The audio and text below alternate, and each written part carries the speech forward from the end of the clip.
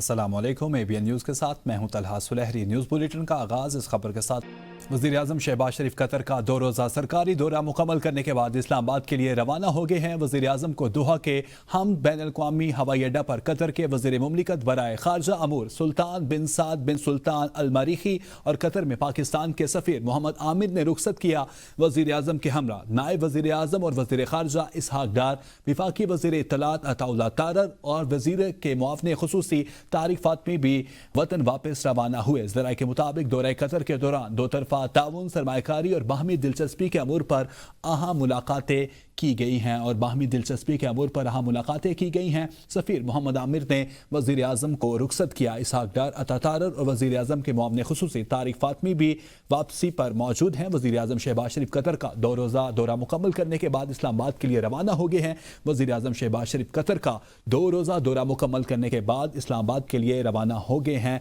वज़ीर आज़म को सफ़ीर मोहम्मद आमिर ने भी रुखसत किया। इसहाक डार, अता तारर और वज़ीर आज़म के मुआवने ख़ुसूसी तारिक फातमी भी वज़ीर आज़म के साथ इस्लामाबाद के लिए रवाना हो गए हैं। वज़ीर आज़म शहबाज शरीफ कतर का 2 रोज़ा दौरा मुकम्मल करने के बाद इस्लामाबाद के लिए रवाना। सुल्तान बिन साद बिन सुल्तान अल मरीखी और सफ़ीर मोहम्मद आमिर ने वज़ीर आज़म को रुखसत किया। इसहाक डार, अता तारर और वज़ीर आज़म के मुआवने ख़ुसूसी तारिक फातमी भी वज़ीर आज़म के हमरा मौजूद हैं। वज़ीर आज़म शहबाज शरीफ का कतर का 2 रोज़ा दौरा मुकम्मल करने के बाद वज़ीर आज़म शहबाज शरीफ इस्लामाबाद के लिए रवाना हो गए हैं।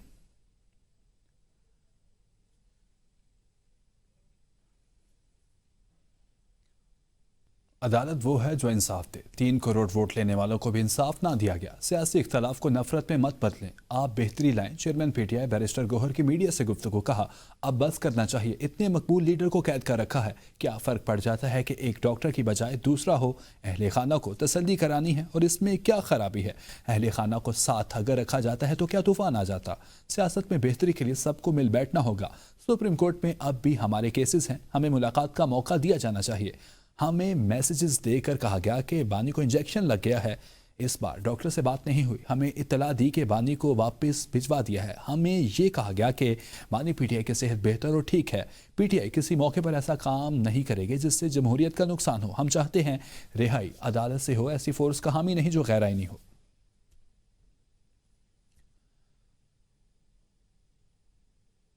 बानी PTI की बिनाई में बेहतरी आई, जिसके बाद माहिर मौलजीद ने दूसरे प्रोसीजर की सिफारिश की। विफाकी वजीर आज़म नज़ीर तारर ने वजाहत कर दी। कहा, हुकूमत ने तमाम कानूनी और इंसानी तकाजे पूरे करते हुए बानी PTI को सख्त सिक्योरिटी इंतजाम में पेम्स मुंतकिल किया। दूसरा तिब्बी अमल कामयाबी से मुकम्मल किया गया। मेडिकल टीम की क्लियरेंस के बाद उन्हें दोबारा अडयाला जेल मुंतकिल कर दिया गया। बानी PTI को तीसरा इंजेक्शन 24 मार्च को लगाया जाएगा। हर कैदी को कानून के मुताबिक तिब्बी सहूलियत की फ्राहमी रियासत की जिम्मेदारी है। इस मामले में तमाम इंतजाम शफाफ और ज़ाब्ते के मुताबिक किए गए हैं। वज़ीर कानून आज़म नज़ीर तारर ने मुआयना बारे ऐवान में दिए गए बयान में कहा, रात गए बानी PTI का पेम्स के बोर्ड ने भी फिर से चेकअप किया। कोई परेशानी या हिजान वाली बात नहीं है। बानी PTI की तबीयत बहुत बेहतर है। अमेरिका ईरान कशीदगी के बायस आलमी मंडी में खाम तेल की कीमतें 6 माह की बुलंद तरीन सतह पर पहुंच गई हैं। आलमी मार्केट में बरतानवी खाम तेल की कीमत में मजीद 62 सेंट का इजाफा हुआ, जिसके बाद बरतानवी खाम तेल की कीमत $71.39 फी बैरल हो गई है। अमरीकी खाम तेल की कीमत 37 सेंट इजाफे के बाद $66.21 फी बैरल हो गई। दूसरी जानिब सोने की कीमत में $160 इजाफे से $5200 फी औंस की सतह अबूर कर गई है। ईरानी जामियात में तलबा ने हुकूमत मुखालिफ एहतजाज शुरू कर दिया। बरतानवी खबर एजेंसी के मुताबिक ईरान की 8 जामियात में तलबा ने दूसरे रोज़ भी हुकूमत के खिलाफ एहतजाज किया है। तलबा मुजाहिरीन ने ईरानी हुकूमत और सुप्रीम लीडर आयतुल्लाह खामनई के खिलाफ नारेबाजी की और इनकलाब ईरान से पहले के शेर और सूरज की तस्वीर वाले ईरानी परचम लहराए। कुछ जामियात में तलबा, मुजाहिरीन और सिक्योरिटी फोर्स बसीज के दरमियान झड़पें भी हुई। दूसरी जानिब ईरान की अल ज़हरा यूनिवर्सिटी में तालबात की जानिब से हुकूमत के हक में रैली निकाली गई और तालिब बेदार हैं, पहलवी से बेजार हैं। ये नारा मुल्क में जारी हुकूमत मुखालिफ और बादशाहत की हिमायत करने वाली तहरीकों के रद्द-ए-अमल के तौर पर लगाया गया। को बता रहे हैं कि खामनई के खिलाफ नारेबाजी की गई है। मुजाहिरीन की जानिब से इनकलाब से कबल के शेर सूरज वाले ईरानी जामियात में हुकूमत मुखालिफ तलबा एहतजाज शुरू हो चुके हैं। ईरान की 8 जामियात में दूसरे रोज़ भी मुजाहरे। बरतानवी खबर एजेंसी का ऐसा बताना है, तलबा के ईरानी हुकूमत और सुप्रीम लीडर आयतुल्लाह खामनई के खिलाफ नारे।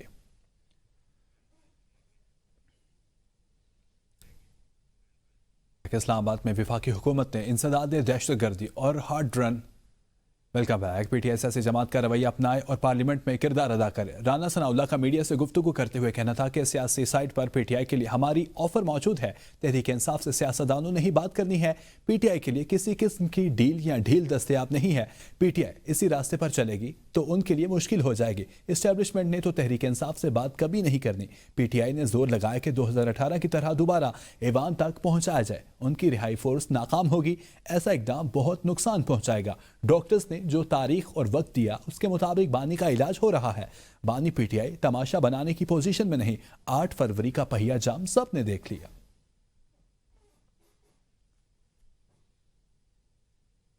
वज़ीर आला खैबर पख्तूनख्वा सुहेल अफरीदी ने कहा है कि बानी पीटीआई के हस्पताल लाने के हवाले से हमें नहीं बताया गया, ना ही उनकी फैमिली को बताया गया।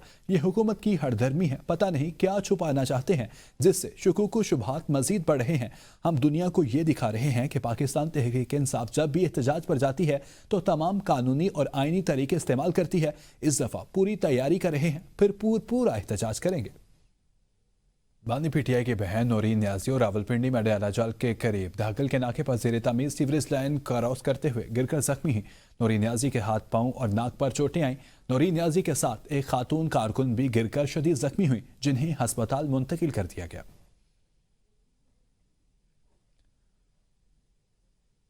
इस्लामाबाद में एडिशनल डिस्ट्रिक्ट एंड सेशन जज अफजल मजोका ने बानी पीटीआई और बुशरा बीबी की जमानत कबल गिरफ्तारी की दरखास्तों पर समाअत करते हुए 7 मुकदमात में मंजूरी कर ली है। अदालत ने 50-50 हज़ार रुपए के मचलकों के बस जमानतें मंजूर की। बानी पीटीआई के खिलाफ 9 मई आज़ादी मार्च, इक़दाम कत्ल, तोड़फोड़, जलाओ घेराव और तोशाखाना की मुबैना जाली रसीदों से मुतालिक मुकदमा दर्ज हैं, जबकि बुशरा बीबी के खिलाफ भी तोशाखाना की मुबैना जाली रसीदों का मुकदमा थाना कोहसार में दर्ज है। प्रोसिक्यूशन की जानिब से राजा नवीद हुसैन क्यानी, मजर बशीर और ताहिर काजम पेश हुए और जमानत की मुखालफत की। इत्तेफाक के वकील सलमान सफदर ने मौक़िफ़ इख्तियार किया कि केस में गैर मामूली ताख़ीर हुई, मुतादिद इल्तवा दिए गए और पेशी के अदालती अहकामात पर अमल दरामद न हो सका, लिहाजा जमानत मेरिट पर मंजूर की जाए।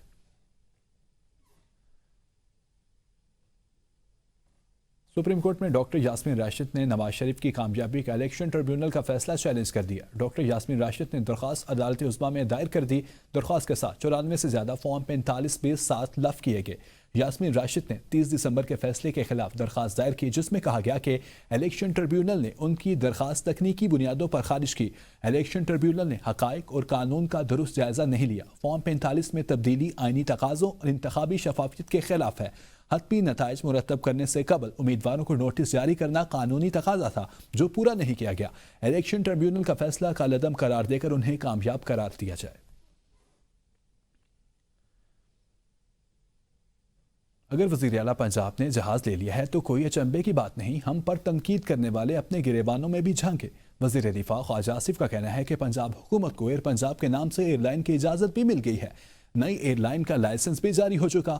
अगर वज़ीर आला पंजाब जहाज हासिल करती हैं तो उसमें हैरानगी की कोई बात नहीं।